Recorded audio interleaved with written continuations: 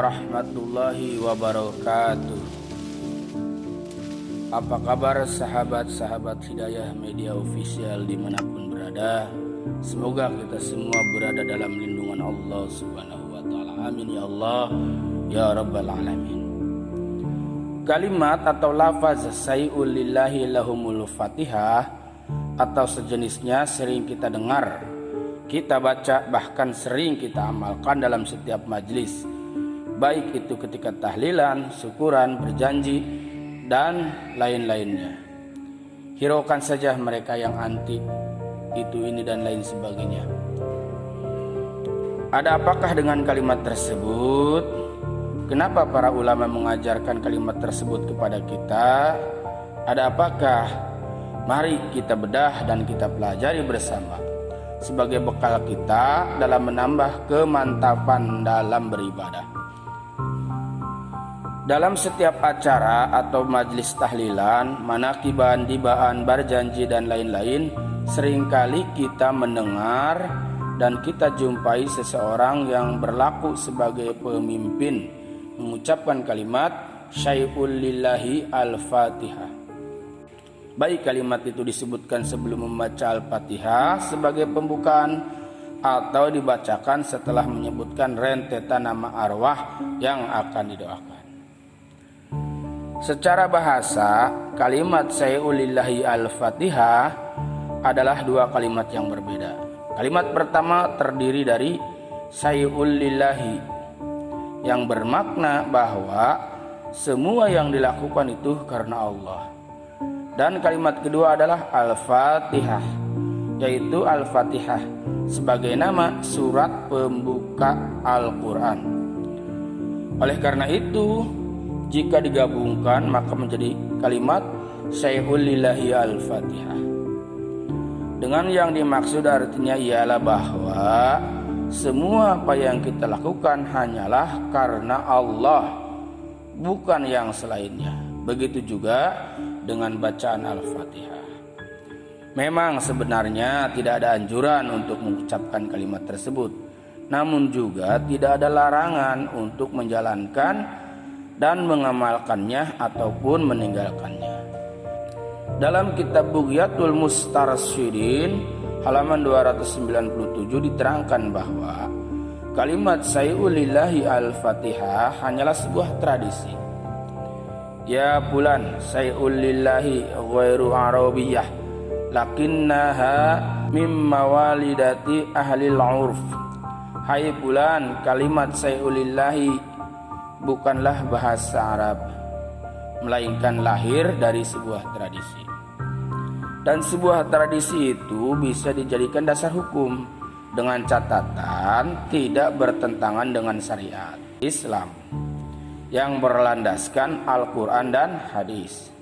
Demikian dalam kaidah fikih disebutkan al-adat muhakamah. Kebiasaan atau tradisi itu bisa dijadikan landasan hukum.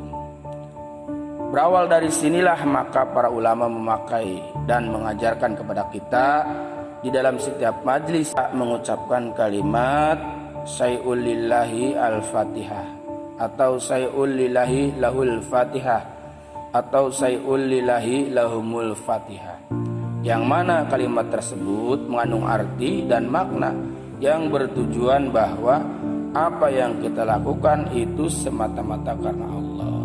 Intinya ketika kita berdoa dan memohon di dalam suasana dan situasi apapun hanya semata-mata karena Allah dengan meniadakan selain Allah.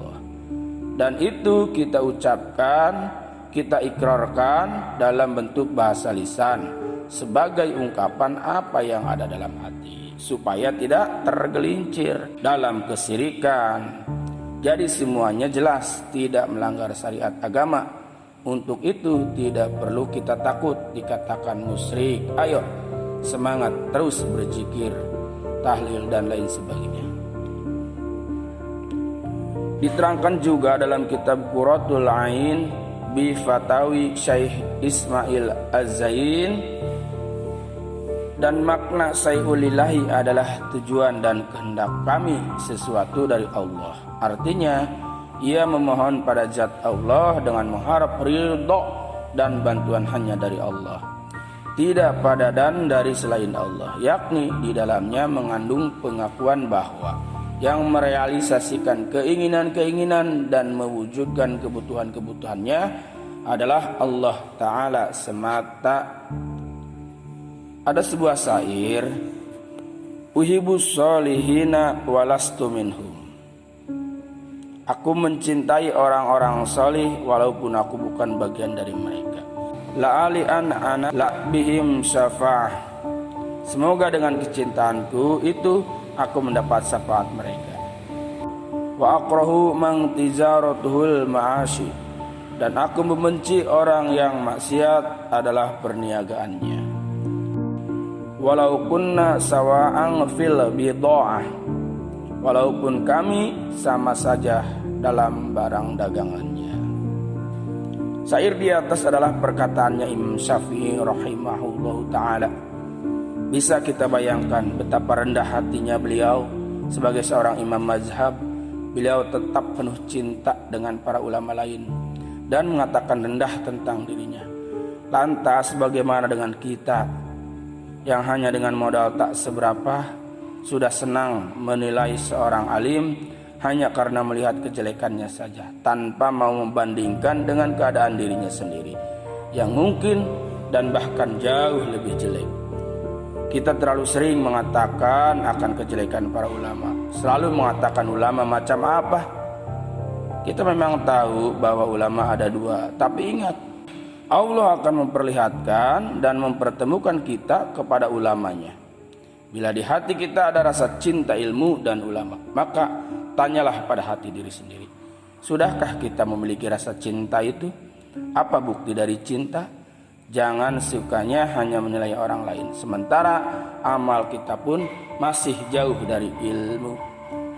Sungguh tak punya malu orang yang meminta surga tanpa berbuat amal. Rasulullah SAW bersabda, orang cerdas ialah orang yang dapat mengendalikan dirinya dan berbuat untuk setelah kematian. Dan orang bodoh ialah siapa yang memperturutkan hawa nafsunya dan selalu berangan-angan akan mendapatkan ampunan Allah Subhanahu wa ta'ala. Cukuplah untuk sekedar renungan dengan apa yang disampaikan Imam Syafi'i.